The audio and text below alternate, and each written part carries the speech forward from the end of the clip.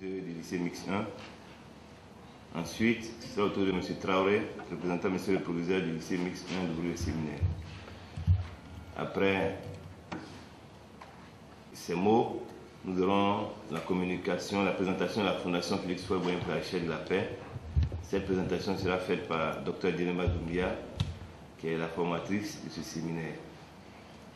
La directrice du département de la recherche de la paix à la Fondation ici, Fondation Félix Houphouët-Boigny pour la recherche de la paix. Et après cela, nous aurons... Le séminaire va commencer véritablement après une pause café. Donc, juste après la cérémonie d'ouverture, on aura pour la pause café à côté et on revient rapidement pour commencer les travaux, compte tenu du fait qu'on a pris du retard. Donc, on va faire une présentation et ensuite, on va passer aux ateliers. Voilà comment le programme va se passer jusqu'à midi, 13h. On aura la pause déjeuner. Après le déjeuner, on revient pour les travaux en atelier encore. Et après cela, on aura vers 17h la fin du séminaire avec un cocktail. Donc ceux qui n'ont pas eu le temps de prévenir leurs parents pour le faire, par SMS après. Donc pour le bon fonctionnement du séminaire, il faut de la discipline. Si vous devez sortir, sortez discrètement. Donc mettez vos téléphones sous silence. D'accord? Et puis, voilà, les choses vont bien se passer. Donc pour démarrer, je vais donner la parole à M. Seoulou. Cédric. Ivan. Du département de la recherche de la paix de la Fondation Félix Houphouët-Boigny de Yamoussoukro et ses collaborateurs. Veuillez recevoir nos salutations les plus distinguées de la part de vos enfants du lycée mixte 1. Nous tenons également à remercier la Fondation qui a bien voulu nous recevoir. Je profite de l'occasion pour demander à mes camarades élèves d'être attentifs, car cet atelier de formation est d'une importance capitale pour une paix durable. Veuillez éteindre votre téléphone, s'il vous plaît.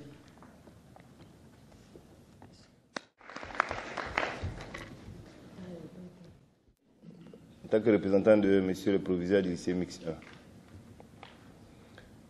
1. Dr Djeneba Doumbia, directrice du département de la recherche de la paix à la Fondation Félix Houphouët-Boigny pour la recherche de la paix. Messieurs les formateurs, messieurs les collaborateurs de Dr Doumbia, monsieur le président du CS2 du lycée mixte 1, monsieur le président du CS2 du lycée mixte 2, chers élèves du lycée mixte 1, chers élèves du lycée mixte 2, bonjour. Monsieur le Siaka Kone, empêché, m'a demandé de le représenter à ce séminaire. Pour thème, éducation à la culture de la paix. a été sollicité et obtenu par le CSDE du lycée mixte 1. Ce séminaire vise à renforcer les capacités des élèves afin qu'ils puissent contribuer à l'avènement d'un climat de paix dans nos établissements. Pour s'engager dans la voie de la paix, il faut être outillé, il faut avoir des armes. Et c'est dans ce cadre que nous avons appuyé la demande des élèves du CSDE. Et à cet effet, nous voulons dire merci à la Fondation Félix Houphouët-Boigny pour la recherche de la paix, qui a accepté de renforcer les capacités de nos élèves. En renforçant les capacités de nos élèves, c'est l'avenir de notre pays que la Fondation prépare.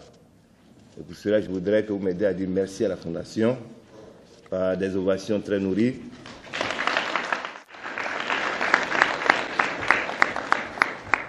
Le thème central de ce séminaire est tellement important que je voudrais vous demander d'écouter attentivement tout ce qui sera fait ici. Je le disais tout à l'heure, que qui vont certainement, et j'en suis sûr, transformer votre vie. Pour qu'au-delà de l'école, vous soyez de véritables ambassadeurs de la paix, non seulement à l'école, mais aussi dans vos quartiers et même dans vos familles. Je ne voudrais pas être très long. Sur ce, je déclare ouvert le séminaire de formation sur le thème « Éducation à la culture de la paix et à la non-violence, aux droits de l'enfant » en faveur des élèves du lycée mixte 1. Je vous remercie. La casquette enlevée. On va finir d'abord. D'accord. Donc, à présent, nous allons donner la parole à Dr Djeneba Doumbia, directrice du département de la recherche de la paix à la Fondation Félix Houphouët-Boigny pour la recherche de la paix, pour faire la présentation, son allocution et la présentation de la Fondation. Il faut des choses. Oui. On ne peut pas faire la paix si vos camarades ne sont pas assis.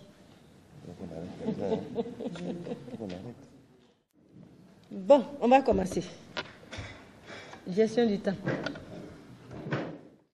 Représentant le professeur du lycée mixte 1, Monsieur le Président du Conseil scolaire des délégués élèves CSDE du lycée mixte 1 de Yamoussoukro, Monsieur le Président du CSDE du lycée mixte 2 de Yamoussoukro, chers élèves, chers enfants, c'est pour nous à la fois un honneur et un réel plaisir de vous recevoir dans les locaux de la Fondation Félix Houphouët-Boigny pour la recherche de la paix, pour réfléchir sur le thème de l'éducation à la culture de la paix, à la non-violence et aux droits de l'enfant. Alors, il est important que cette maison qui vous reçoit ce matin, qu'on vous la présente. Parce que vous êtes de Yamoussoukro, est-ce que vous avez tous visité la Fondation? Donc, il faut prévoir une visite. On va essayer d'aller vite. Vous allez visiter le bâtiment. Donc, je vais vous faire découvrir la Fondation Félix Houphouët-Boigny pour la recherche de la paix. Qu'est-ce que nous faisons dans le domaine de la paix? Organiser donc un séminaire sur un thème aussi important que l'éducation à la culture de la paix en direction des élèves. Favoriser les échanges et la réflexion sur la question de la culture de la paix et d'avoir des perspectives pour la paix en Côte d'Ivoire. Une jeunesse bien formée, eh bien, c'est une Côte d'Ivoire qui gagne, une Côte d'Ivoire qui sera de façon permanente en paix. Et pourquoi éduquer à la culture de la paix? J'ai déjà répondu à la question, mais c'est pour prévenir la violence d'où qu'elle vienne et extirper les causes des conflits avant qu'elles ne soient trop profondément enracinées. Les élèves doivent s'impliquer dans la promotion de la culture de la paix. Et c'est pourquoi, à travers des associations, des réseaux, aujourd'hui, on demande à la jeunesse d'être engagée pour promouvoir la culture de la paix en Afrique. Alors, votre arrière-grand-père, Félix Houphouët-Boigny, on ne cessera jamais de le découvrir. Et c'est pour moi toujours un plaisir de le présenter. Félix Houphouët-Boigny est né le 18 octobre 1905 à Ngokro, à Yamoussoukro. Il est décédé le 7 décembre 1993. Et dans son ouvrage consacré à Félix Houphouët-Boigny, le journaliste Siradou Diallo écrit ceci, et je cite. Il dit « Peu d'hommes d'État ont marqué l'histoire de leur pays d'un sceau aussi puissant. Félix Houphouët-Boigny a véritablement pétri, sculpté la Côte d'Ivoire avant de lui donner un visage moderne, son souffle et son identité. » Je crois que vous êtes les héritiers de cette Côte d'Ivoire qui a été pensée, et la pensée politique du Houphouët-Boigny règne encore sur la Côte d'Ivoire, et vous êtes vraiment les héritiers. Il était un homme exceptionnel, homme politique, artisan du progrès, architecte et bâtisseur de la Côte d'Ivoire moderne. Il est resté toute sa vie durant un indiscutable apôtre de la paix. Dans chacun de ses discours, il prônait les valeurs de la paix, notamment le dialogue, la tolérance, la fraternité, l'union, le progrès et la justice. Félix Houphouët-Boigny, homme de foi et homme engagé, avait fini par traduire ses valeurs en mode de vie. Il entreprit alors plusieurs œuvres en faveur de cet idéal. Houphouët-Boigny insistait sur la valeur du dialogue. Je ne sais pas si vous avez étudié ça à l'école. Il n'hésitait pas à présenter la vocation naturelle de la Côte d'Ivoire. Alors, il optera courageusement, à partir de 1970, pour le dialogue avec le pouvoir blanc de l'Afrique du Sud, en contribuant effectivement à mettre fin à l'apartheid. À l'époque, nous étions encore des lycéens, et je me souviens, les autres pays attaquaient la Côte d'Ivoire et disaient qu'ils ne croyaient pas au dialogue, qu'il fallait des sanctions économiques pour l'Afrique du Sud. Mais Houphouët, il s'est accroché à sa position, régler les conflits par le dialogue. Cet architecte d'État moderne est également fondateur de plusieurs édifices, dont la basilique Notre-Dame de la Paix, qui fait la fierté de la Côte d'Ivoire, qui est la plus grande basilique du monde, et la Fondation Félix Houphouët-Boigny pour la recherche de la paix, pour ne citer que ceci. Et Église, dans le but de favoriser un climat de coexistence pacifique entre les deux principales religions monothéistes du pays, ces édifices religieux traduisent ainsi la place combien de fois importante qu'il accordait à la spiritualité dans sa vie d'homme politique. En reconnaissance de son engagement pour la paix, l'UNESCO a institué en 1989 un prix portant son nom pour honorer les personnes, les organismes publics ou privés en activité ou ayant contribué de manière significative à la promotion, à la recherche, à la sauvegarde ou au maintien de la paix. Alors, je ne vous citerai pas tous ceux qui ont été, qui ont eu ce prix. Alors, ce bâtiment qui vous reçoit, sachez que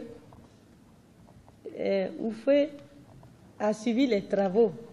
L'édifice, dont les travaux ont duré 10 ans, de 1977 à 1987, a été réalisé sous l'autorité directe et attentive du président Houphouët, qui a suivi et dirigé les travaux des architectes tout au long du chantier.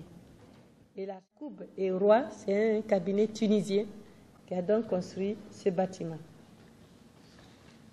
Alors, le 26 juin 1989, la Fondation Félix Houphouët-Boigny a été inaugurée par la tenue d'un colloque international sur la paix dans l'esprit des hommes, organisé par l'État de Côte d'Ivoire et l'UNESCO à Yamoussoukro. Et c'est à cette période-là que la Fondation, le 5 décembre 1990, marque la date de la remise symbolique des clés de l'édifice à l'UNESCO à Yamoussoukro. Depuis lors, la Fondation Félix Houphouët-Boigny est devenue Fondation Félix Houphouët-Boigny. On disait seulement Fondation Félix Houphouët-Boigny. Et c'est en 1997 que le qualificatif pour la recherche de la paix a été ajouté. Alors, vous voyez, cette maison dédiée à la paix dispose d'une capacité importante d'accueil, avec des amphithéâtres et plusieurs salles de réunion fortement équipées, des salons et bureaux, une bibliothèque, une salle informatique, un centre international de documentation, un musée en devenir et bien d'autres services. Et c'est pourquoi je tiens à ce que vous fassiez cette visite pour découvrir un peu ce chef-d'œuvre-là qui qui œuvrent pour la paix. Alors, nos missions ici, quels sont les objectifs que poursuit la Fondation? C'est de contribuer à la recherche, à la sauvegarde, au maintien et à la promotion de la paix en Afrique et dans le monde. Être un centre de réflexion et de recherche sur la paix et de contribuer à une meilleure connaissance de l'histoire des peuples africains et de leur lutte pour la liberté et la justice. Et UFO lui-même est déjà un champ de recherche. Quand vous serez à l'université, et ceux qui iront faire histoire peut-être pourront s'intéresser à l'homme, et étudier un peu toutes les luttes qui ont été menées et qu'est-ce que cela a apporté à l'Afrique. Est un lieu d'échange, de dialogue, de conciliation et de fraternité humaine. Dans cette salle même, lors des conflits de la Sierra Leone, du Libéria, les belligérants ont eu ici à négocier pour régler leurs conflits. La Côte d'Ivoire aussi. Donc, c'est une salle symbolique dans laquelle vous êtes. Alors, pour la consolidation de la paix dans l'esprit des hommes, au-delà du message, la Fondation œuvre pour que la paix soit traduite dans tous les comportements. Comme le disait Félix Houphouët-Boigny, la paix, ce n'est pas un mot, c'est un comportement. Tous ont entendu ça. Voilà. Et quand on va dans les réunions à l'UNESCO et autres, mais les gens reviennent encore sur les citations du fait. Il y a un grand homme, mais ailleurs, il est vénéré et les gens reviennent encore sur sa pensée politique.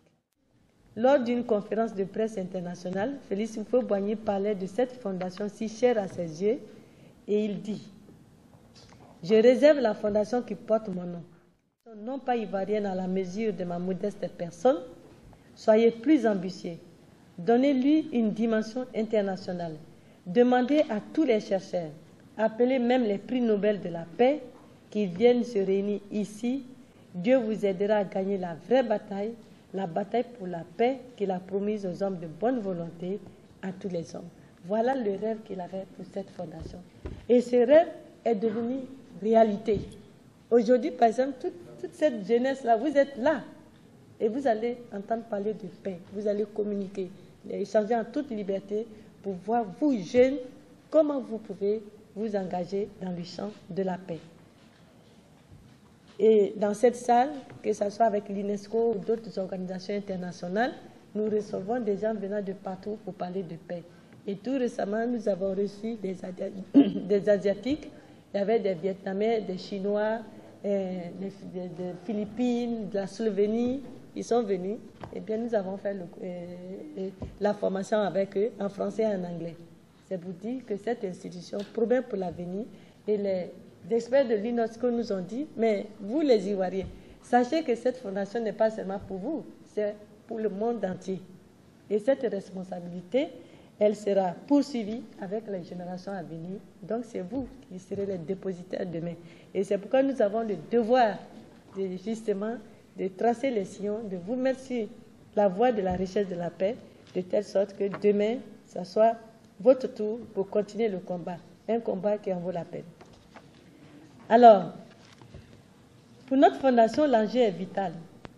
Elle veut le retour définitif de la paix en Côte d'Ivoire, en Afrique et dans le monde, mais elle souhaite que cela se fasse dans un environnement sain et propice aux valeurs de la culture de la paix, un environnement que toutes les citoyennes et tous les citoyens seront fiers de transmettre aux générations futures. Cette institution, voulue et rêvée par le président Félix Houphouët-Boigny, continue à transmettre son message de paix. Aussi est-il impérieux que toutes les populations vivant en Côte d'Ivoire, particulièrement la jeunesse, sachent que cette institution est la leur. Elle est là pour les accompagner dans leur rêve de paix et de réconciliation. Je vous remercie.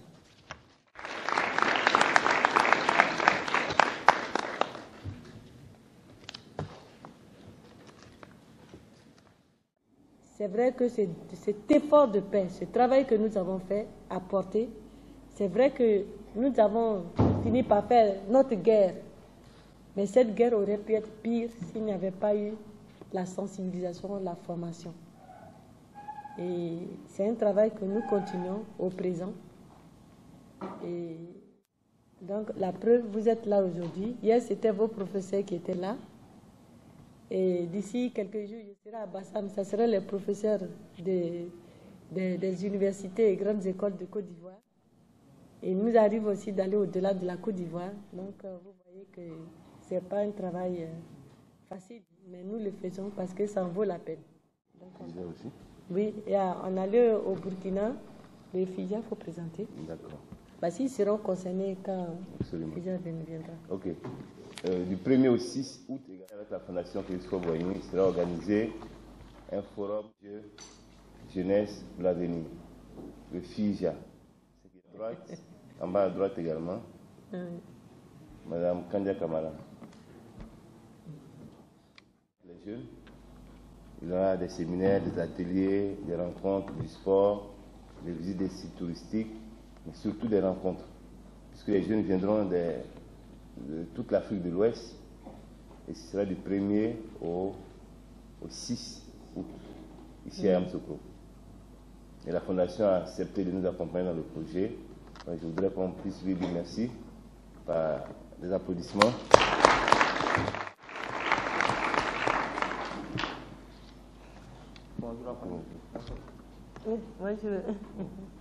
Donc voilà un peu, donc vous êtes tous invités à ce forum. Ce sera du 1er au 6 août à Yamoussoukro ici. Je précise aussi, je dois aussi me demander qu'il y a une inscription en ligne, comme ce sont des élèves. Voilà, l'inscription en ligne, vous pouvez le préciser pour qu'ils s'inscrivent aussi en ligne. Merci. D'accord, donc vous pourrez, il y a une page Facebook qui a été créée, FIJA. Donc quand vous allez là-bas, vous pourrez vous inscrire, faire la préinscription.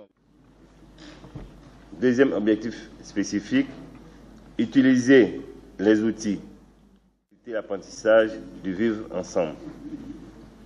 Troisième objectif spécifique, engager. Quatrièmement, rédiger des messages de paix pour un vivre ensemble harmonieux à l'école.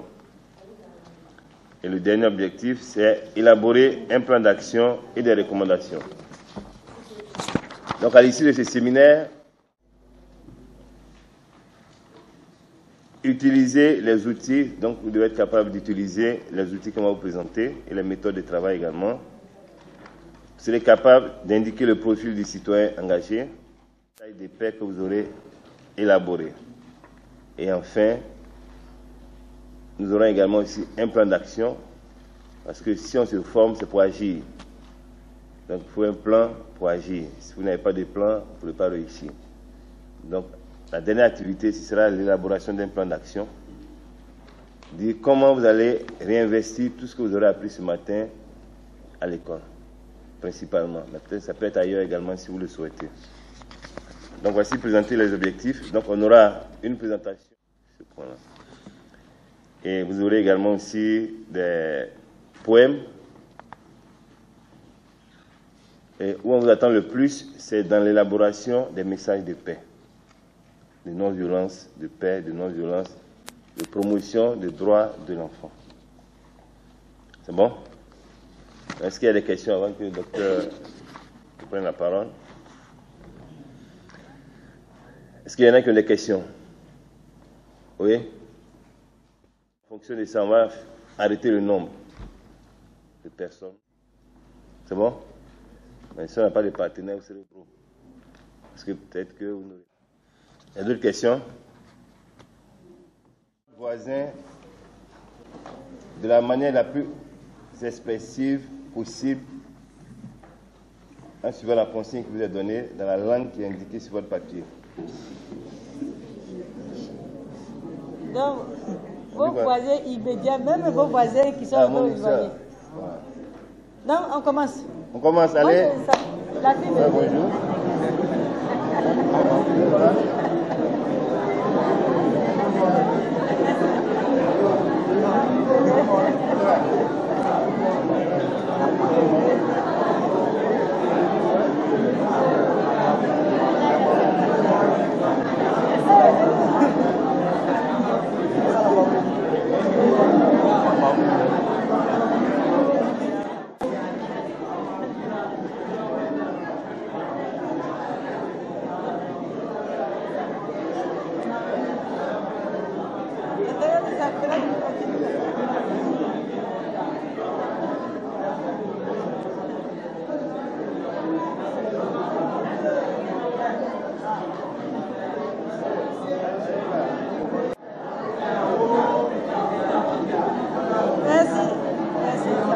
merci. Voilà, merci. On s'assoit.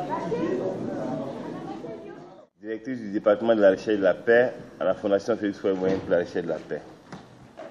Donc, sous des ovations très nourries, nous allons recevoir...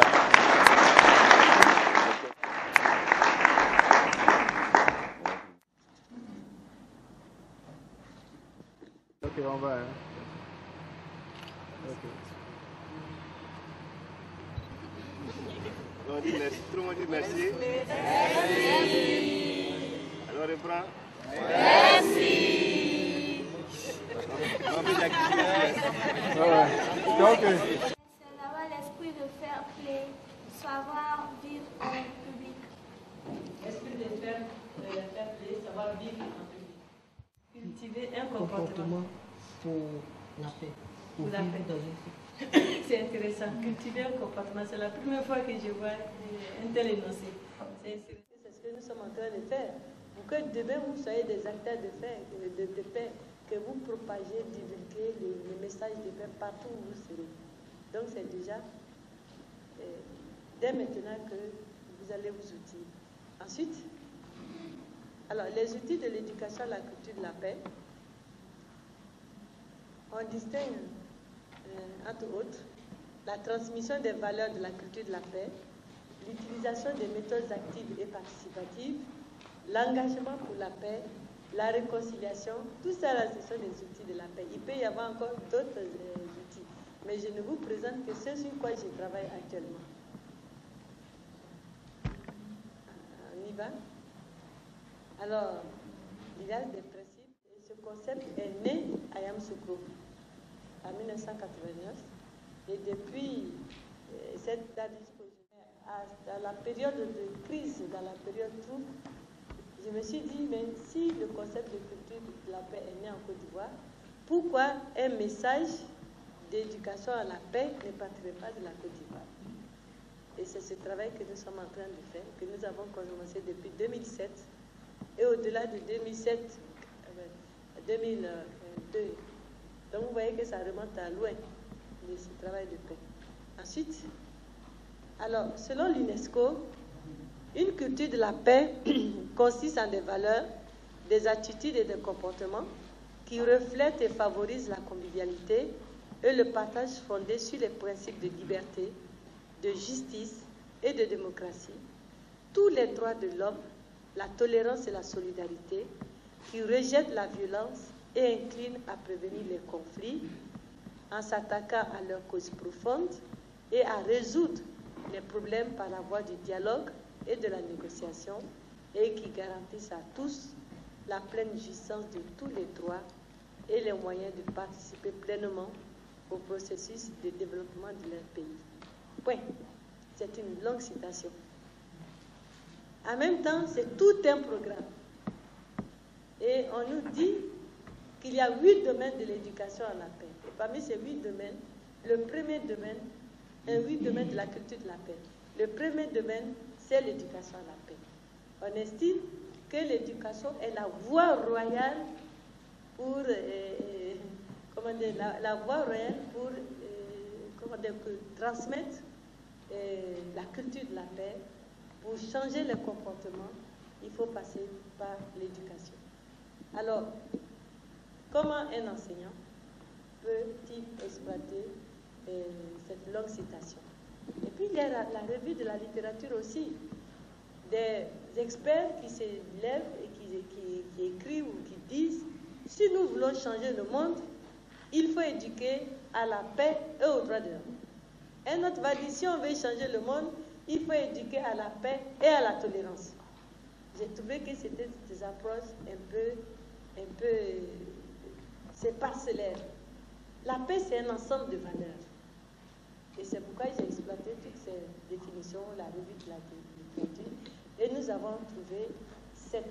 Mais c'est englobant, c'est-à-dire que ces 7, vous avez trouvé d'autres petites valeurs à l'intérieur, mais c'est cette valeur qui nous permet de savoir où on va pour éduquer à la paix. Qu'ils aient un projet bien défini dans la tête qui passe par le travail, par l'effort, et puis qu'ils soient un citoyen engagé. Il y a tout ça dedans. Donc, le travail est précieux. Le travail est libérateur. Je sais que vous êtes en fin d'année. Il y en a qui vont passer les examens bientôt. Si vous travaillez, vous avez 99% de chances de réaliser vos vœux. On peut être intelligent, mais si on ne fait pas d'effort, il n'y a pas de résultat. Voilà. Et pour ceux qui vont arriver à l'université, sachez que l'université organisera votre travail d'une autre manière. On parle du travail personnel de l'étudiant où vous devez être capable d'aller faire des recherches, vous devez des cours en ligne avec plein de trucs qui vous attendent. Et j'espère que vous êtes un peu préparés à ça. Voilà, c'est un autre monde. Et là-bas, il faut avoir un projet professionnel. Vous ne pouvez pas aller vous inscrire dans une IFR comme ça, sans savoir que si je m'inscris en géographie, est-ce que je vais être démographe? Qu'est-ce que je vais devenir? Ou bien je vais seulement aller enseigner la géographie au lycée ou à l'université. Il faut avoir son projet.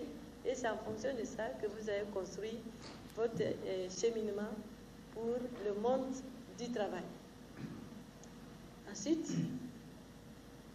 à l'instruction et à l'éducation. Tout le monde a droit à l'éducation, à l'instruction. C'est un droit de l'homme. Avoir accès à l'éducation, c'est un droit de l'homme. Voilà. À l'aide aux familles, il y a des familles qui sont démunies, qui peuvent de penser, de parler, de s'assembler, de pratiquer sa religion. Eh bien, il y a des gens qui, de par leur métier, sont plus exposés aux censures du métier. C'est de sonner l'alarme pour dire « Ah, faisons attention, il y a tel problème qui est posé dans la société. » Et donc, les gouvernants doivent veiller à ce que ce problème-là ait des solutions. Voilà le rôle d'un journaliste. Il n'écrit pas pour écrire. Il écrit pour révéler ce qui se passe. Si c'est bien, il le dit. Si ce n'est pas bien, il le dit.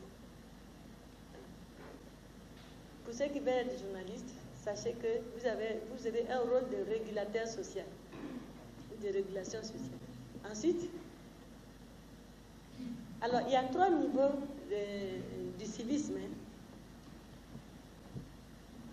Le niveau 1, c'est le niveau élémentaire du civisme, c'est un état d'esprit.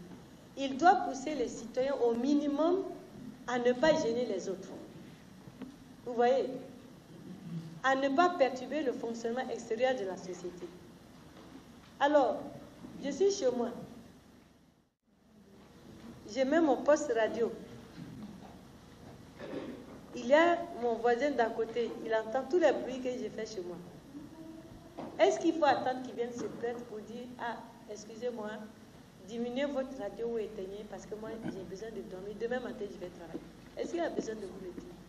Mais c'est votre conscience qui doit vous dire, pour le bon voisinage, pour le respect de mon voisin, je ne dois pas faire du bruit. En Europe, là, il y a des heures où on vous dit, à partir de 20h, vous ne pouvez plus vous laver, parce que quand vous ouvrez le robinet, le voisin qui est en bas ou en haut entend l'eau couler.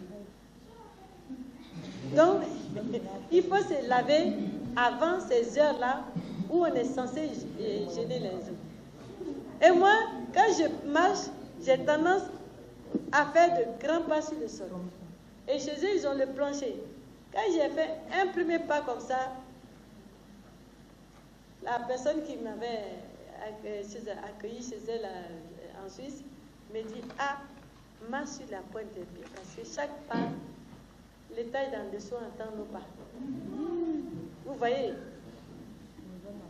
Et ça, c'est vraiment des réflexes. Je ne dois pas faire ce qui peut gêner l'autre ou les autres.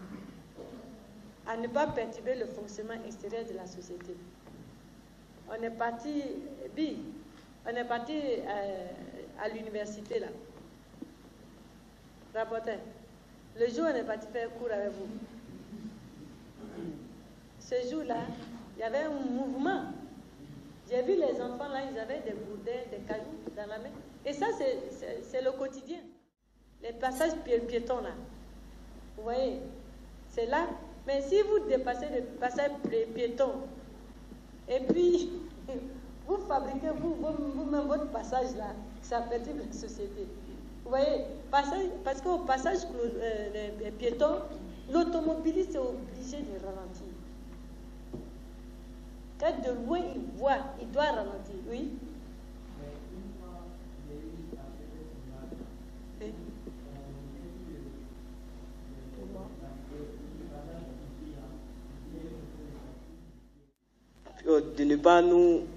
De faire attention à ne pas nous accidenter.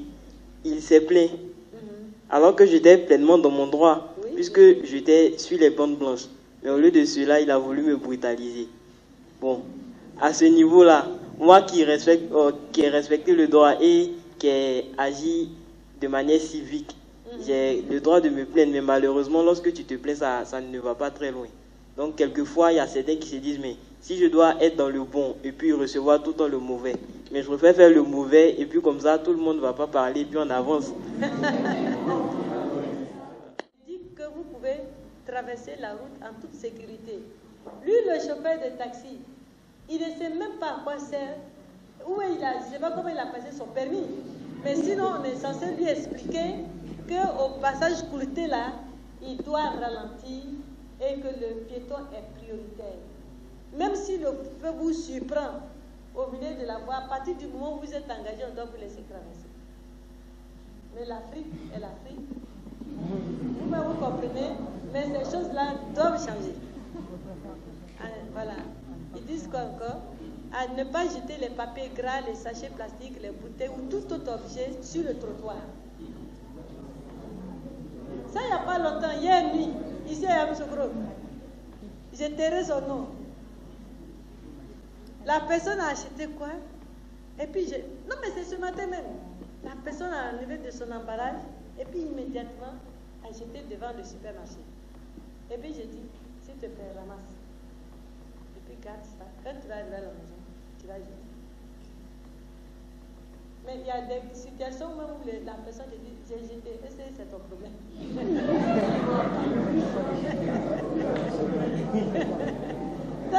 Ça vaut risque et péril si vous voulez faire la leçon de morale à quelqu'un.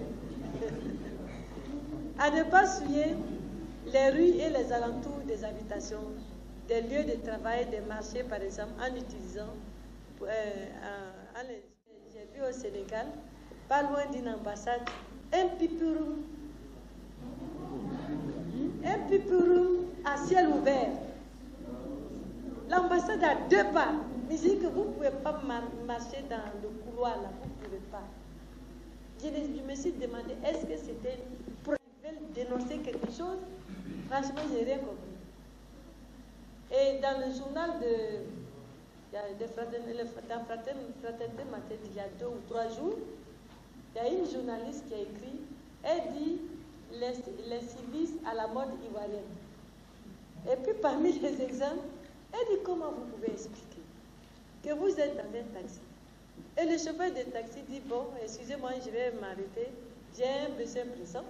Et il sort, vous êtes assis dans le taxi, il fait pipi, et puis il revient s'asseoir. Elle dénonçait tout ça parmi tant d'autres. J'ai dit, mais voilà, c'est comme ça.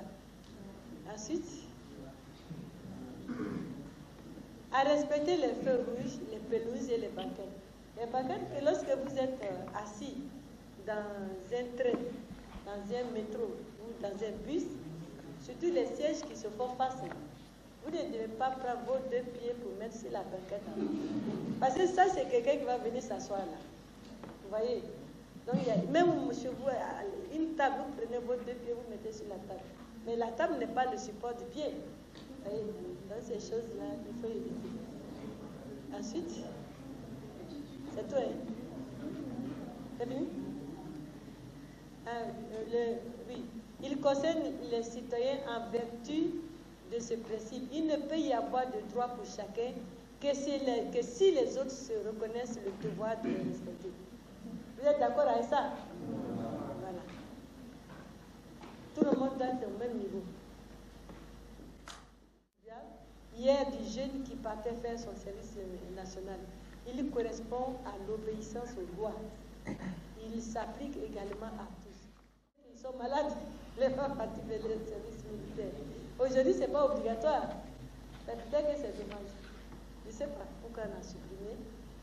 Voilà. Le numéro 2. Il faut aller voter. La loi nous demande, même si on ne va pas mettre un policier derrière chacun de nous, il est recommandé d'aller voter. Le goût et les dons. Il s'agit d'accepter des responsabilités dans la cité en fonction de ses possibilités physiques et intellectuelles.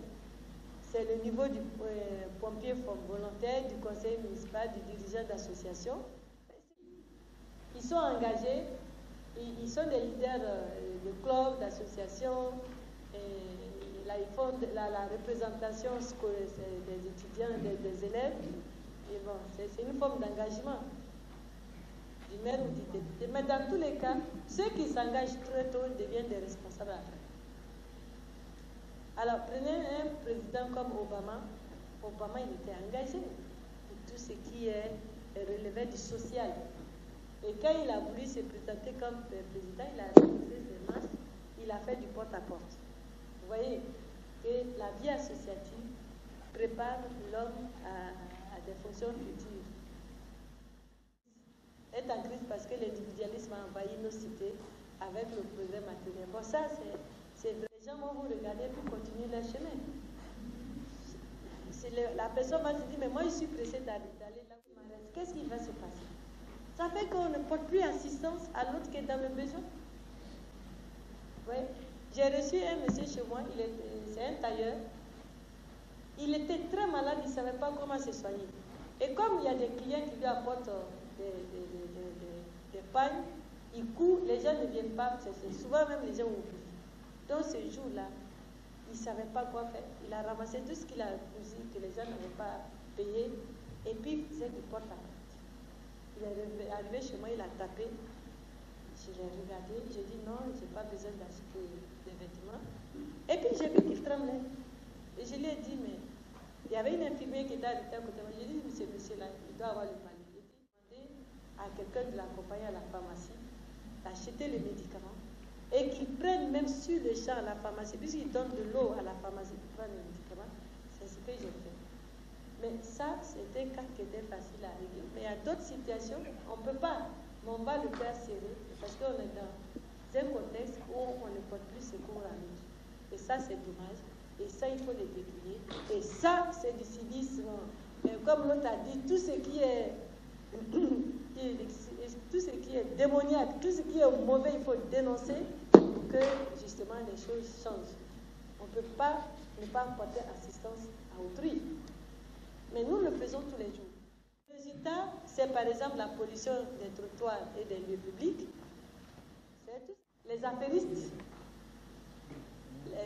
tout ce qu'il y a comme business, la difficulté de trouver des donneurs de sang et des bénévoles pour s'occuper des autres.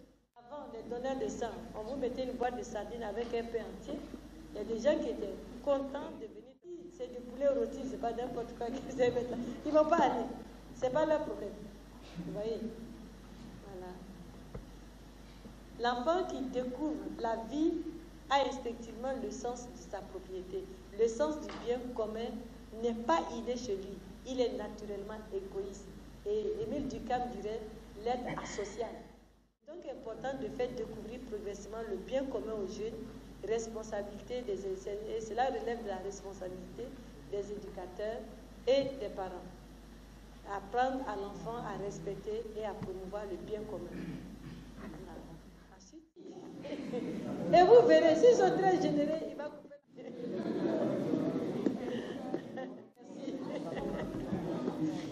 Voilà.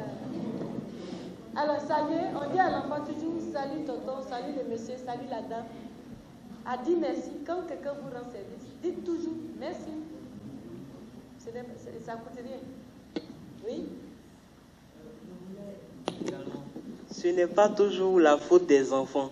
Parce que généralement, lorsque les parents sont nantis, ils ont pour habitude de tout donner à leur enfant. Par exemple, prenons le cas de la balançoire. Plutôt que de se retrouver avec des copains, les parents installeront une balançoire spécialement pour l'enfant. Donc, il ne connaîtra pas ce cadre-là social. Donc, ce qui va faire que lorsqu'il va grandir, il n'aura pas ce sentiment-là de partage. Donc, il ne pourra pas il ne connaîtra pas, ça sera de l'ignorance. Or, ça ne viendra pas forcément de son cœur, c'est parce que ses parents ne lui auront pas permis de se réaliser ainsi. Mais, juste pour mettre un terme à ça, j'ai mon fiston, quand il était petit, tout ce que vous allez acheter pour lui, il va donner à ses camarades. Jusqu'à ce qu'on lui dise, oh, toi là, fais très attention, parce que si tu gagnes ça, on n'achètera plus un autre vélo pour toi. Ses camarades viennent, ils ont pris le jour dans le vélo, ils ont fait les tours. Et puis, en fin d'après-midi, ils ont démonté le vélo en petites pièces. Et puis ils sont venus verser devant la porte et ils ont disparu. Alors comment l'incivisme, ça commence au berceau, hein?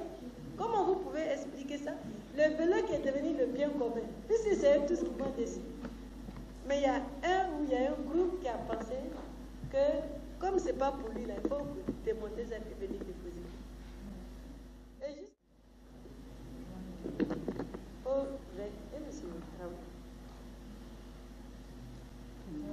Bon, je vais finir avec les valeurs.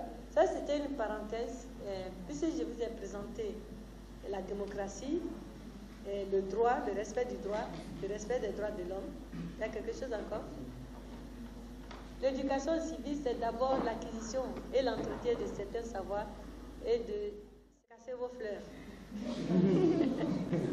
Il coupe, on ne sait pas pourquoi. Alors qu'il pourrait respirer le parfum de ces fleurs-là. Ouais. Traverser la rue dans le passage protégé et passer au vert. C'est ce que j'ai dit tout à l'heure. Mettre ses pieds sur la banquette et pas par-dessus, etc. Voilà.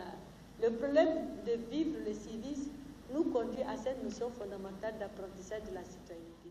La démocratie, pluraliste et ouverte sur le monde, et la capacité de construire ensemble une société plus juste et le respect des particularismes, des droits de l'homme et le partage des valeurs. Les Européens, ils partagent des valeurs communes. L'Union européenne a tout le temps travaillé pour que, aujourd'hui, les valeurs qu'ils prônent, les valeurs qu'ils partagent, soient une réalité. Et vous savez le problème? Eh bien, les autres pays européens ont dit non, halte, parce que ce sont des valeurs, le droit des minorités, ainsi de suite. Et à l'Afrique, c'est ce qui manque. Donc, il est important que votre génération, ou même peut-être avant que vous ne soyez à des postes de responsabilité demain, nous avons le devoir de construire une citoyenneté africaine. Et à ce moment-là, peut-être que l'Afrique se portera mieux. Alors, donc après les valeurs de la citoyenneté, on va passer à d'autres valeurs. Je vais faire la classification après. Il y a la non-violence. Alors, qui sont les précurseurs de la non-violence? Parce que vous avez étudié ça un peu à l'école, oui? Mahatma Gandhi. Aux États-Unis, lui qui prônait la paix. Il se battait pendant les guerres. De sécession, oui. Lui, il avait pour âme la paix. Par ses écrits. Il sensibilisait les gens sur les dangers de la guerre. En tout cas, son âme, c'était la paix. Son âme de combat était la paix. Et par fini, il a vaincu avec la paix, avec son âme. Oui. Merci.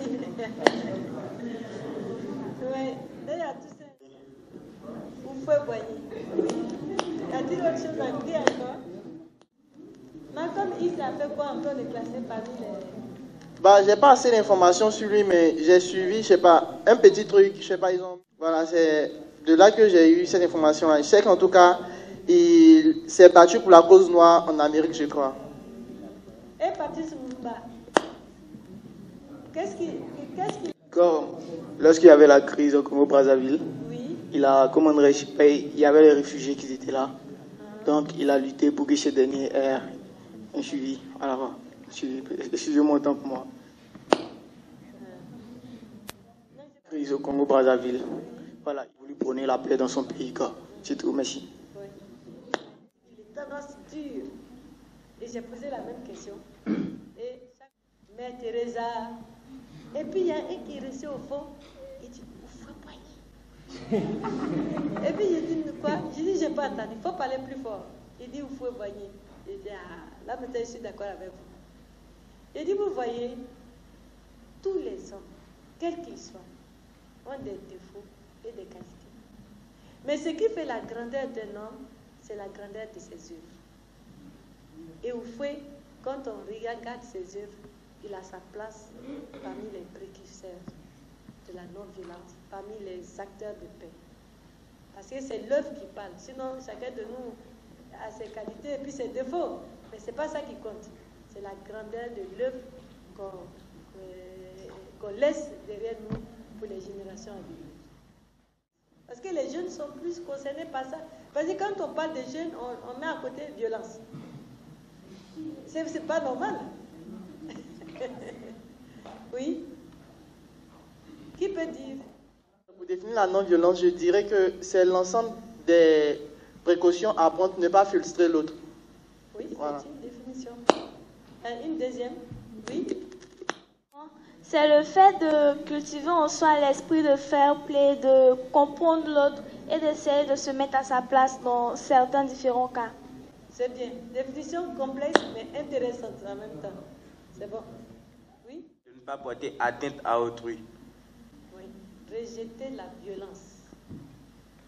Et on va y voir dans ça dans les définitions. Oui? La dignité et le respect profond d'autrui. La non-violence peut se traduire par des actes comme le dialogue, la résolution pacifique des différends, les manifestations pacifiques, etc. De la violence, l'utilisation du dialogue, la résolution pacifique. On peut résoudre les conflits autrement que par la violence. Il suffit de faire preuve de créativité, d'imagination pour trouver des solutions. Mais la gestion des conflits doit être apprise. C'est quand on n'a pas appris à gérer des conflits qu'automatiquement on recourt à la violence pour n'importe quel problème. Et donc la non-violence est une valeur vraiment qu'il faut apprendre. Ensuite, et pourquoi? Oui? Expliquez un peu. Madame, c'est-à-dire, par exemple, un homme pour pardonner quelque chose, un mal qu'il a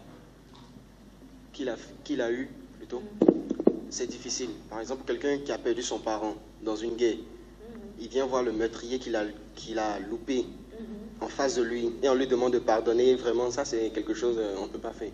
C'est vrai.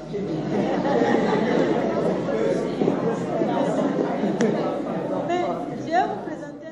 On ne peut pas parler de tolérance sans justice. Les deux mots sont un peu liés. Bon, on prend un être lambda qui a perdu ses parents durant une guerre.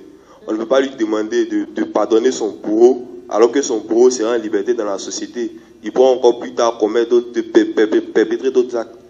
Donc moi, si quelqu'un doit pardonner, être tolérant, accepter le pardon de l'autre, il faut que cette personne a pu payer les actes qu'il a commis au préalable. Toi-même, tu sais que la personne a fait expressement. Mais on te demande de tolérer la personne. Si tu tolères, tu peux pardonner facilement la personne. Si tu ne tolères pas, c'est-à-dire ce qu'il t'a fait, tu gardes en cœur. Tu gardes en cœur, tu ne peux jamais lui pardonner. Même si tu dis ouvertement, je pardonne, mais dans ton cœur, ça est toujours là. C'est ce qui entraîne chaque fois peut-être des revanches. Lui, il m'a fait ça, bon, j'ai dit, j'ai pardonné, mais il continue. Donc, je vais rendre. C'est ce qu'il faut. Mais ce qu'elle a dit, c'est quelque chose de divin. C'est que il faut vraiment faire taire ses rancunes, ses ressentiments. Et même la définition de tolérance, ça veut dire supporter. Vous avez raison, on vous a fait du tort, mais vous faites fi de cela, vous pardonnez. Vous vous mettez même à la place du bourreau pour imaginer ce qu'il vous a fait et puis avoir de l'empathie pour lui. C'est-à-dire même ne pas souhaiter être à sa place pour ce qu'il vous a fait. Vous voyez, c'est très compliqué, hein?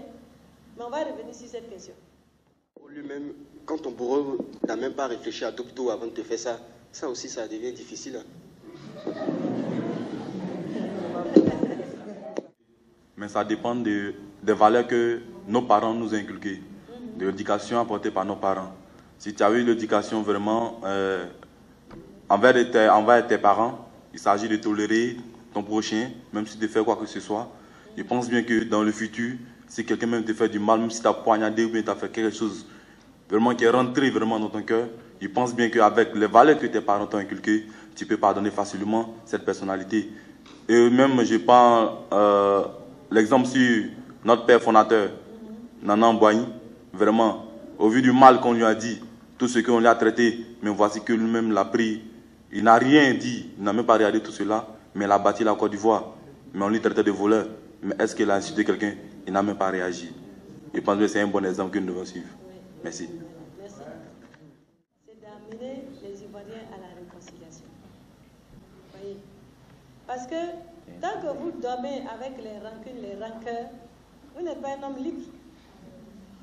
Oui. Moi, je vais vous communiquer ma philosophie. Je me dis qu'au moment où je me couche pour dormir, j'efface tout de ma tête. On m'a piétiné, on m'a fait ceci. Non. Et celui qui m'emmerde, je mets une croix, il n'existe pas dans ma tête. Parce qu'on ne peut pas. Parce que si vous gardez la rancune, parce qu'on vous a fait ceci, cela, ça développe en vous le sentiment d'impuissance. C'est celui qui se sent faible qui devient violent immédiatement et puis il attaque. Il faut être fort intérieurement. Et c'est pourquoi votre camarade dit que c'est quelque chose, il y a quelque chose de divin. Et ça, on va arriver au pardon, à la réconciliation, aux souvenirs, aux excuses. Je vais vous montrer un peu comment ça se fait. Je voudrais qu'on comprenne la tolérance d'abord comme un moyen d'expression du pouvoir. C'est quand on n'est pas fort qu'on cherche à rendre son coup. Oui, la tolérance. Et puis, c'est un moyen aussi de préserver ces 31 dates restantes. Si, à force de vouloir répliquer, c'est parce qu'on vous a fait perdre une première dent, vous risquez de perdre la deuxième. Tolérer, c'est se préserver, extérioriser son pouvoir et enseigner l'intelligence à l'ennemi. Merci. Alors, je vais vous donner la définition de la tolérance. Parce que nous ne sommes pas tolérants au fond. Dans notre monde, il a sa manière de se comporter. Et même l'Afrique, dans sa diversité, si vous prenez un Camerounais, c'est réflexe. Quand vous allez le prendre, il a sa manière, le Burkinabé, ainsi de suite. C'est-à-dire que tout le monde a sa manière de s'exprimer, d'être, d'agir. Mais c'est tout cela qui fait la richesse de notre monde. Vous voyez? C'est celui qui est intolérant, eh bien, ça veut dire qu'il n'a pas atteint un niveau de culture élevé. Parce qu'il faut accepter cette diversité. Vous voyez? Et même les chrétiens, il est musulman, il est bouddhiste. En quoi cela me gêne? C'est le choix. Il se sent bien dans ça. Il a choisi ça. Et puis, après tout, c'est Dieu. Mais c'est le cheminement vers Dieu qui n'est pas le même. Dieu peut-il, dans sa miséricorde, créer quelque chose qui est mauvais pour les hommes? Je ne sais pas. Ce sont les hommes eux-mêmes qui sont en train de déstabiliser le monde, de par les actes, de par nos sentiments, nos convoitises et tout. Sinon, le monde, là, c'est une harmonie. La preuve, les questions climatiques, le changement climatique, c'est du fait de l'homme. À la création, tout était parfait. Mais c'est vrai, il fallait que l'homme s'adapte. Mais dans l'adaptation, l'homme a voulu égaler peut-être Dieu. Il a inventé tout ce qu'on peut imaginer comme technologie. Mais il n'a pas su maîtriser cela, l'impact sur l'environnement. Et aujourd'hui, on parle de mettre en œuvre des stratégies, des politiques, des moyens pour s'adapter au changement climatique. Et ça va coûter des milliards et des milliards. Alors qu'on aurait pu éviter cela.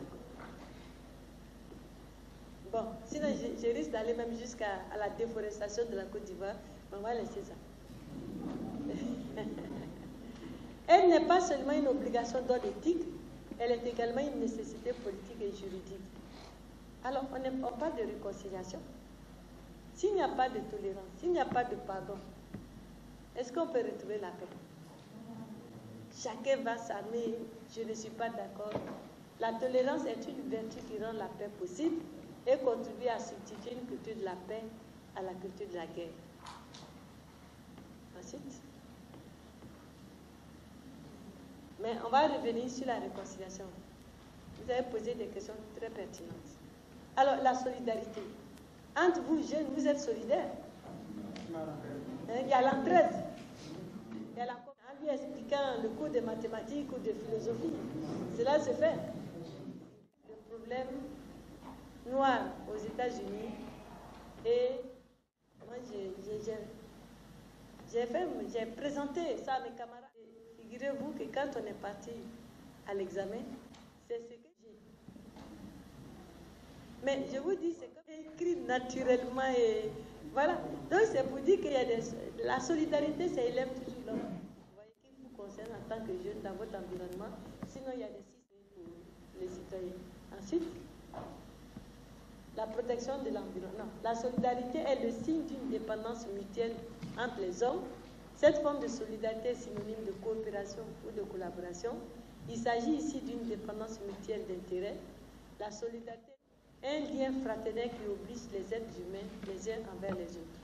Alors, au lycée, c'était ça, on a expliqué que l'école peut former des citoyens actifs si elle le veut, si la politique du pays le veut, puisque ce sont les politiques éducatives qui décident la finalité de l'école, qui disent quel type de société. Ici, qui va lire? Vous-même, vous allez lire, parce que vous êtes concerné. Oui. Savez-vous qu'il existe d'autres formes de pédagogie? Et qu'est-ce que la pédagogie autoritaire? L'enfant n'a pas droit à la parole. Taisez-vous. Ensuite, la dame qui a voulu, qui est professeure, peut-être de sciences politiques ou de droit, fondée sur l'égalité, virgule, la liberté et la dignité humaine, point virgule, elle interdit les peines inhumaines, virgule, elle continue son cours. Et puis, dans les minutes qui suivent, la même femme qui dit, et maintenant, où je vous mets des notes que vous ne serez pas prêts d'oublier.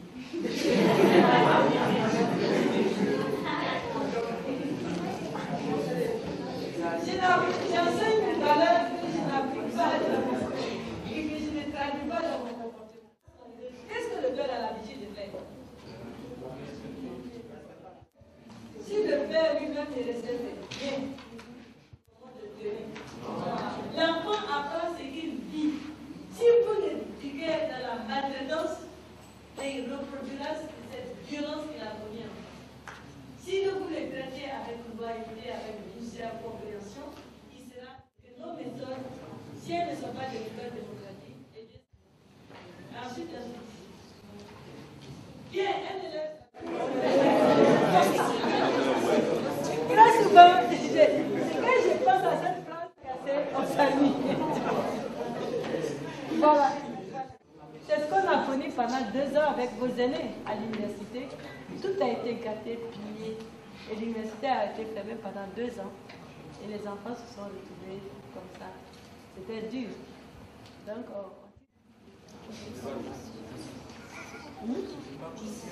alors, débattre en classe.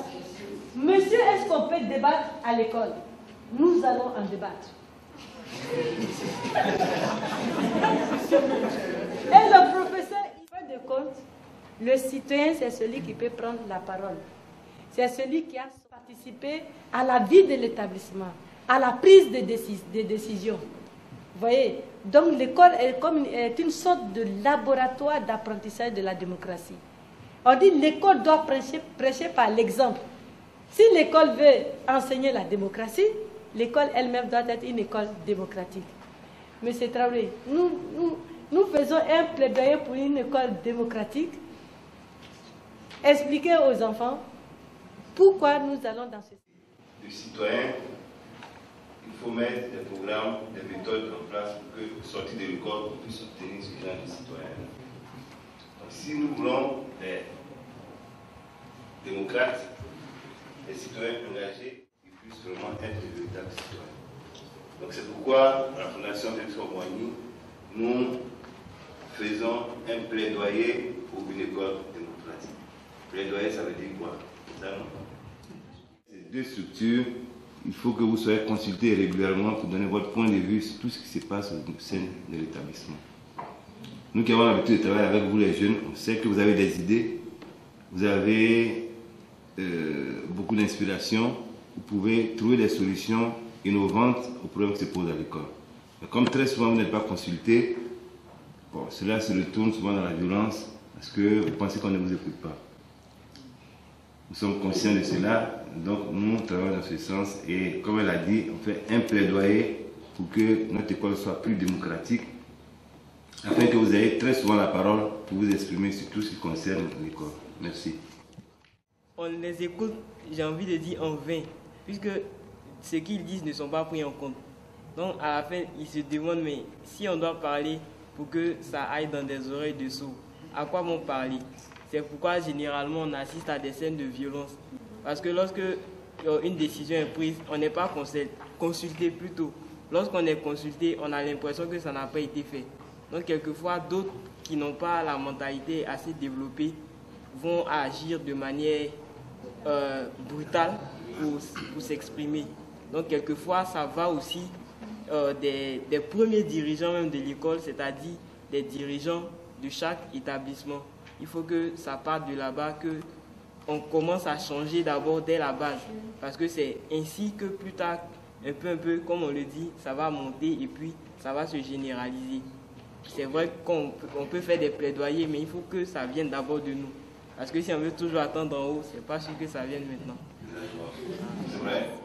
Prendre des mesures institutionnelles et puis au niveau des établissements pour que des pratiques évoluent.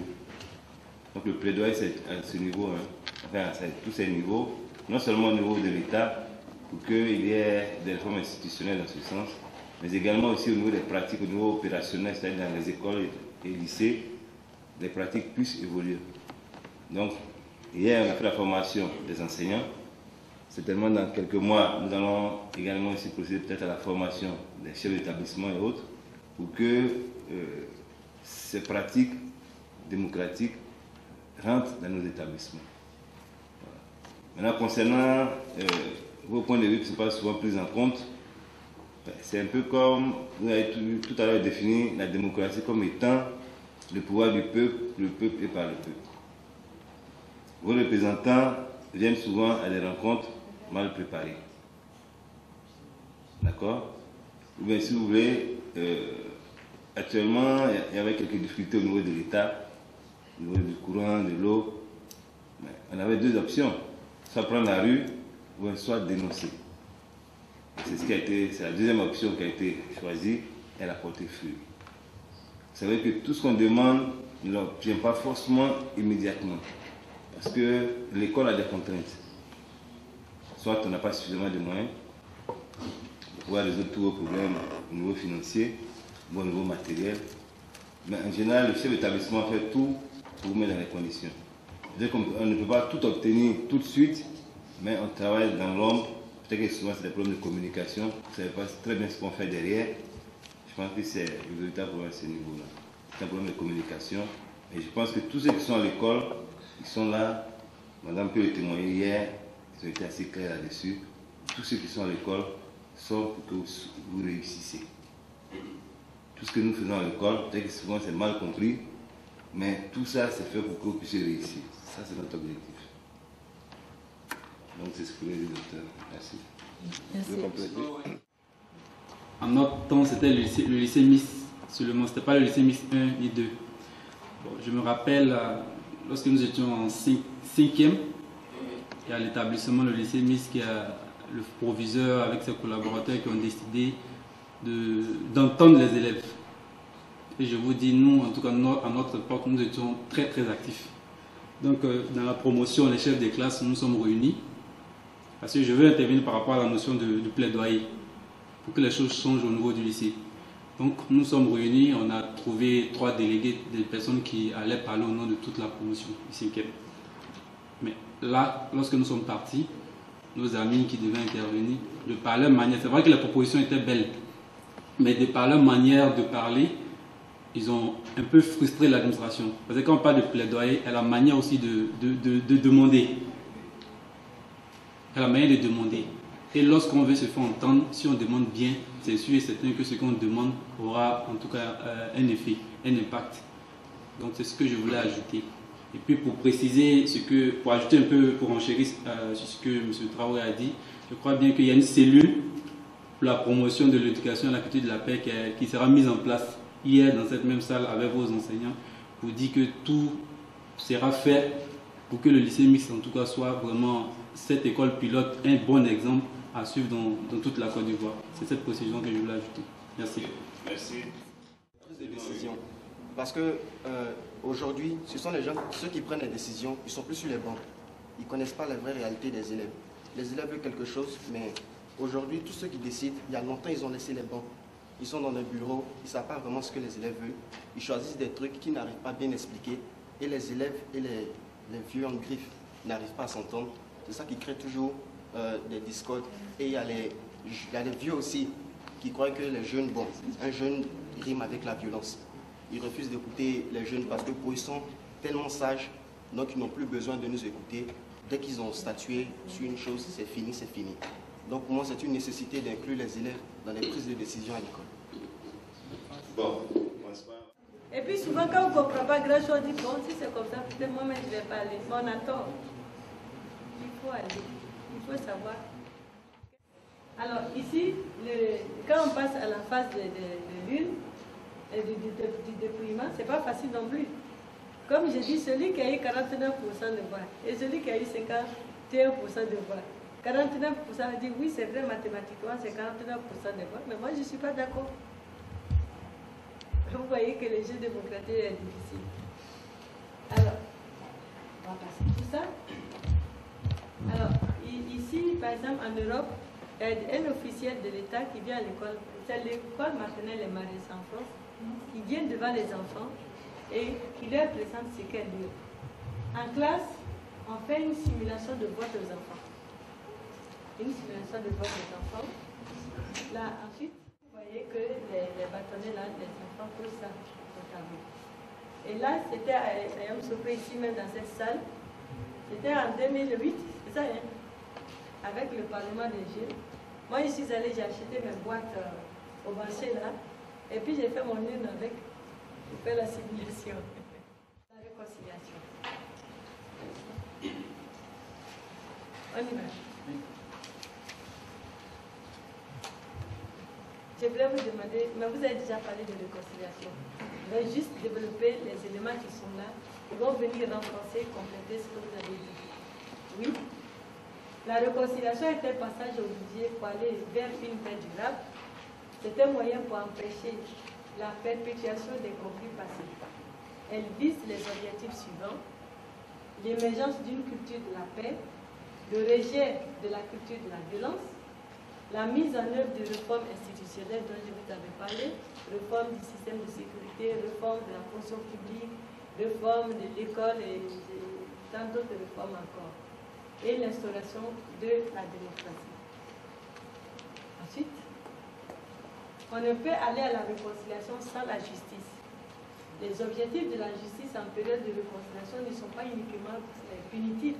Il s'agit certes de punir les responsables, mais il s'agit aussi d'apporter réparation aux victimes. Et actuellement, nous sommes à la phase de réparation avec Conarive et tous les autres, tout ce qui a été mis en œuvre. Restaurer les relations entre les membres. Depuis la cessation des armes jusqu'à aujourd'hui, l'État s'évertue, l'État s'efforce surtout de restaurer la confiance.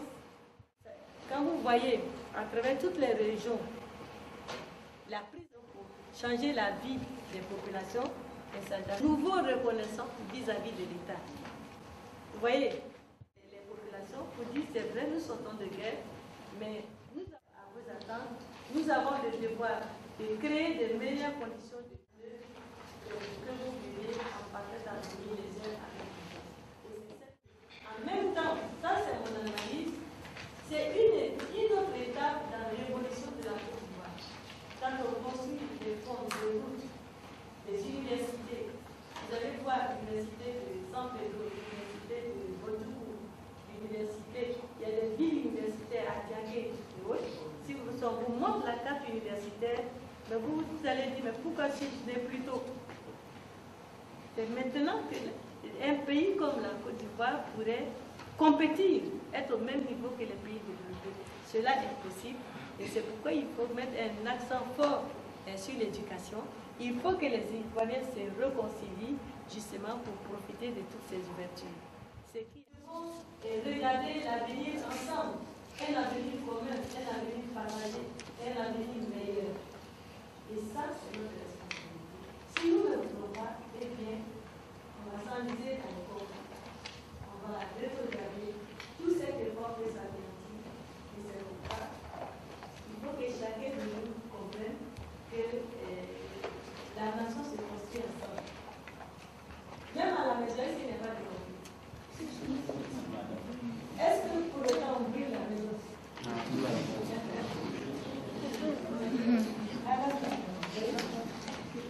Alors, on dit notre veillage, c'est que les besoins de justice ne soient pas un obstacle à la marche vers la paix. C'est vrai qu'il faut rendre de justice. Il y a eu des victimes, et puis il y a ceux qui sont en origine de tout ce qui s'est passé. Mais la paix, vous minimisez la justice, les conflits vont reprendre. Voilà. Et c'est pourquoi il faut toujours se poser la question, pourquoi sommes-nous allés si loin? Et plus jamais ça. Ensuite, Charles Villard-Vicente écrit dans sa définition minimale la coexistence. C'est comme se promener paisiblement de l'autre côté de la base de ta prise de conscience que tu es ne ramène pas le mort à la vie. Dans la salle de 400 places, la commission de dialogue, vérité et réconciliation était là. Ils ont fait un colloque sur la guerre. Des gens qui n'avaient aucun rebond pour ce qui s'était passé et qui jouaient avec la réflexion qui était menée. Pourquoi ça? Qu'est-ce qui n'a pas marché? Pourquoi sommes-nous rentrés en conflit jusqu'à ce qu'il y ait mort d'homme? Ce n'était pas forcément la préoccupation de certaines personnes. Et j'ai demandé la parole. Et à ce moment-là, j'ai pris l'exemple d'un paracommando irlandais. Vous savez que l'Irlande a connu aucun organisme international. Les religieux, les politiques, les militaires, tout le monde est intervenu pendant 30 ans. Le pays était pris en otage par des groupuscules, des groupes armés. Et pendant 30 ans, ça s'est passé comme ça. Et le paracommando militaire dont je parle, il a fait 10 ans en prison. Et quand il partait en prison, son fils avait 7 ans. 10 ans après, il rentre à la maison. Il trouve que son fils n'est pas là. Son fils est sorti. Ce que lui il a fait pendant 30 ans là. Son fils est dehors, il est en train de se battre avec les policiers. Il envoie des cailloux, des quoi. On lui envoie les bombes lacrymogènes. Il s'est battu toute la journée comme ça. Il arrive tout excité à la maison. Et son père qui l'accueille, et son père lui dit, mon fils, veux-tu en reprendre encore pour 30 ans? Il dit, la guerre c'est fini, c'est terminé. Le père, vu tout ce qu'ils ont vécu, l'emprisonnement, la mort de certains de ses compagnons de guerre, il dit non, plus jamais ça.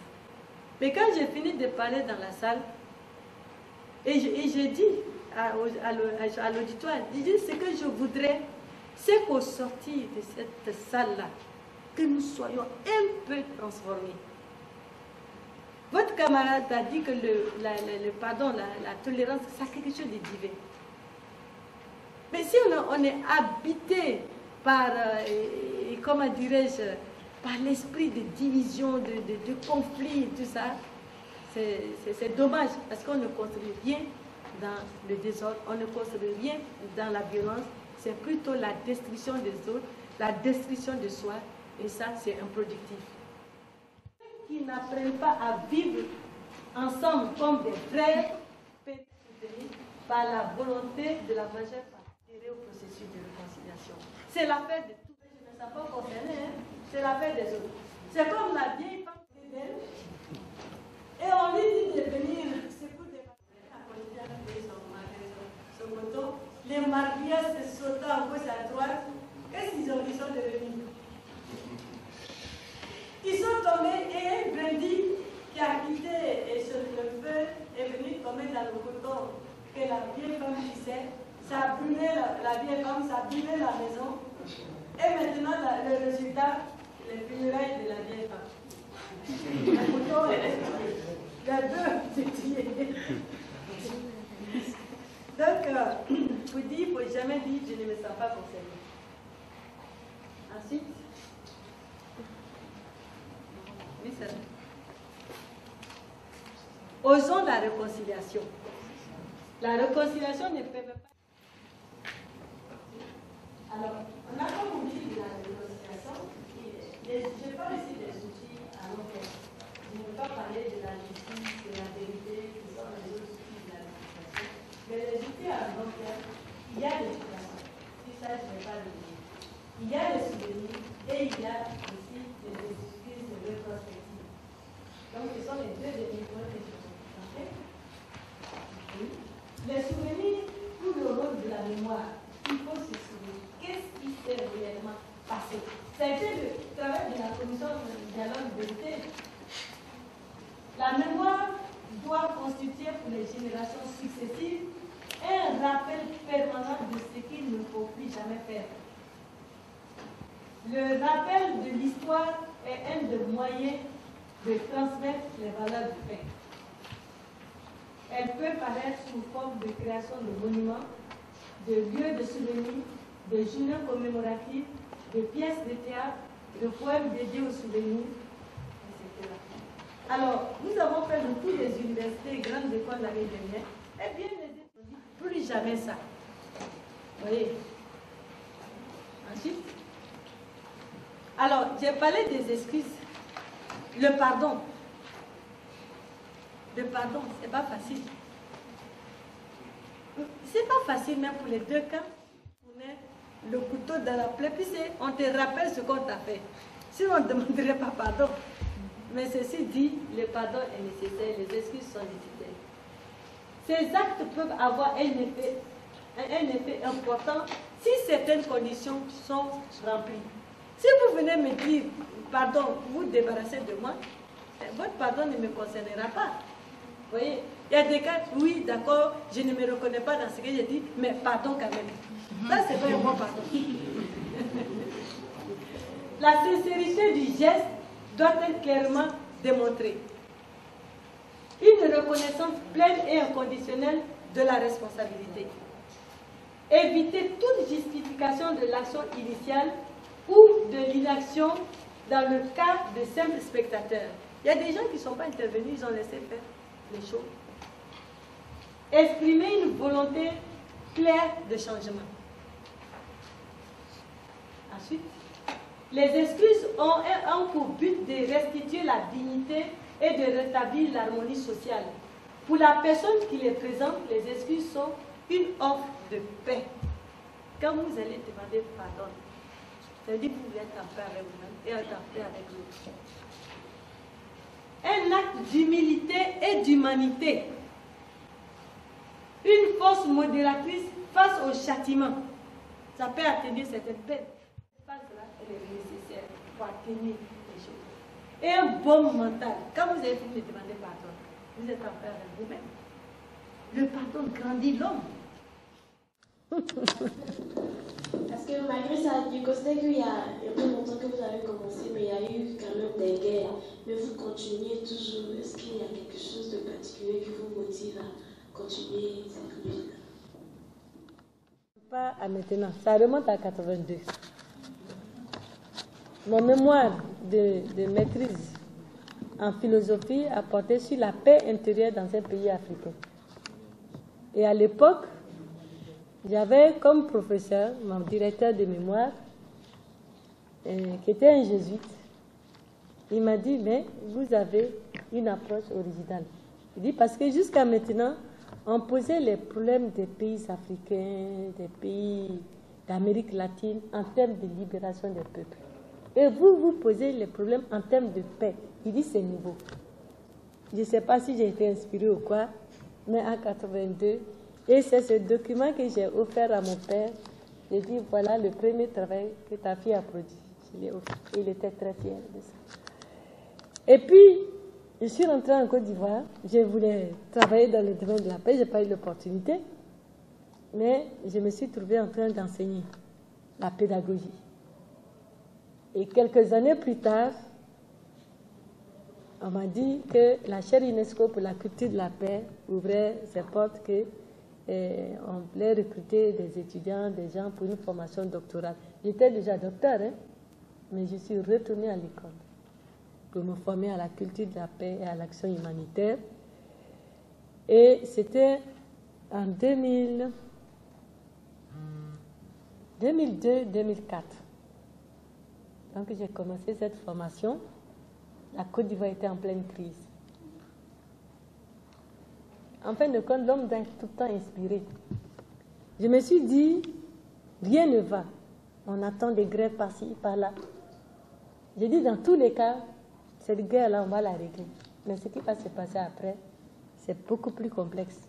Comment faire pour qu'on ne retombe plus dans ça? Et c'est comme ça que je me suis dit, tu es philosophe de formation, tu as fait les sciences de l'éducation, il faut allier tout ça avec la culture de la paix. Et c'est comme ça que je me suis lancée dans l'éducation à la culture de la paix. Et au moment où je parlais d'éduquer à la paix, les gens me regardaient comme une idéaliste. Personne ne croyait en ça. Vous voyez? Mais nous avons atteint des résultats. Cette guerre aurait pu être plus grave.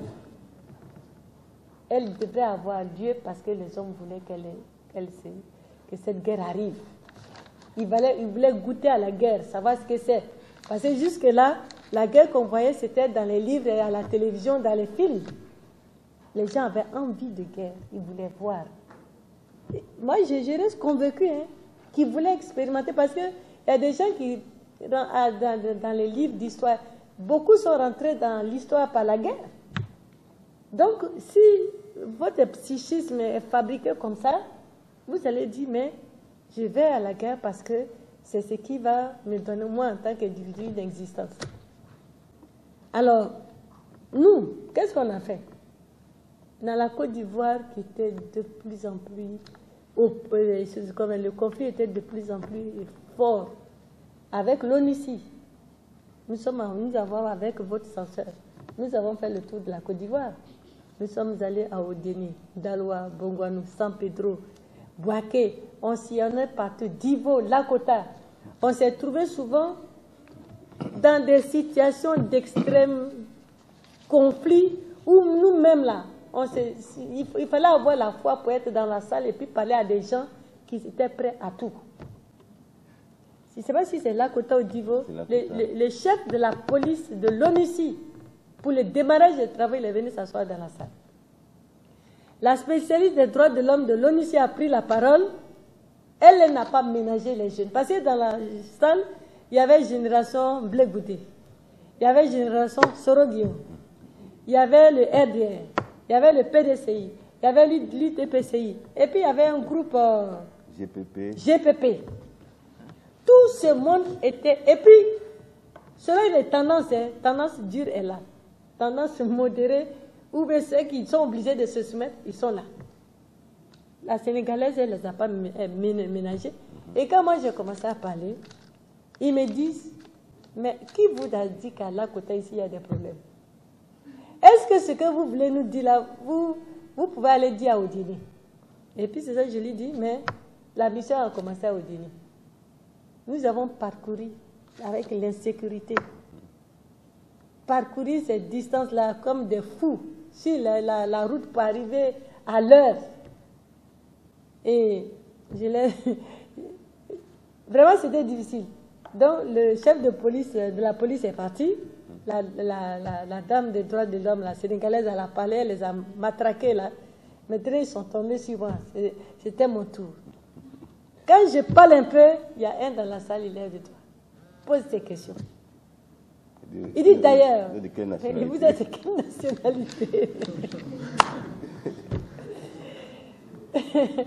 J'ai dit, ben ici, Ivoirienne comme vous.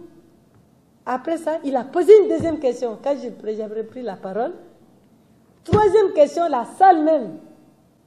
s'est reporté contre lui. Oh, j'ai dit, laissez-le. Il a posé ses questions. J'ai 2 réponses et je vais lui répondre. Je ne sais plus ce que j'ai dit. Il dit, première réponse, la salle a applaudi. Deuxième réponse, la salle a applaudi. Du coup, la division, il n'y avait plus de frontières. Les gens ont communiqué. Ils se sont échangés les adresses. Celui qui m'a agressé il dit, maman, je suis venu, j'ai laissé mes études, je suis à la Kota, je ne sais pas quoi faire, mais j'ai besoin d'un ordinateur. Peut-être qu'avec ça, je peux me débrouiller. J'ai dit, bon, on va voir quand il sera à Abidjan. Mais un jour, il est venu. Et je lui ai donné ce que je pouvais. J'ai dit, tu peux compléter pour acheter ce que tu veux. Donc, c'est pour vous dire que ce travail que nous faisons, il y a des résultats. Les imams que nous avons formés, j'ai formé 50 imams du COSIM. Et peu de temps après, il y a eu les hostilités. Il y a eu des mosquées qui ont été brûlées. Ce sont les imams que nous avons formés. Ils sont montés au créneau, qui sont venus à la télévision pour appeler à la tolérance. Avez-vous vu un conflit ethnique en Côte d'Ivoire, un conflit religieux en Côte d'Ivoire, où des gens seraient partis brûler des églises, des gens qui seraient venus brûler? Il y a eu la provocation, mais les gens n'ont pas cédé parce qu'ils ont été formés à la culture de la paix. C'est pour vous dire que l'action que nous faisons porte. Les élections, la sensibilisation, nous sommes allés à Dibokro, la chefferie traditionnelle, la société civile, tout ce monde était présent. Mais à la fin, ils ont pris un engagement, ils l'ont mis en pratique avant que les élections ne se tiennent. Donc, c'est pour vous dire qu'il y a des satisfactions. Il y a vraiment...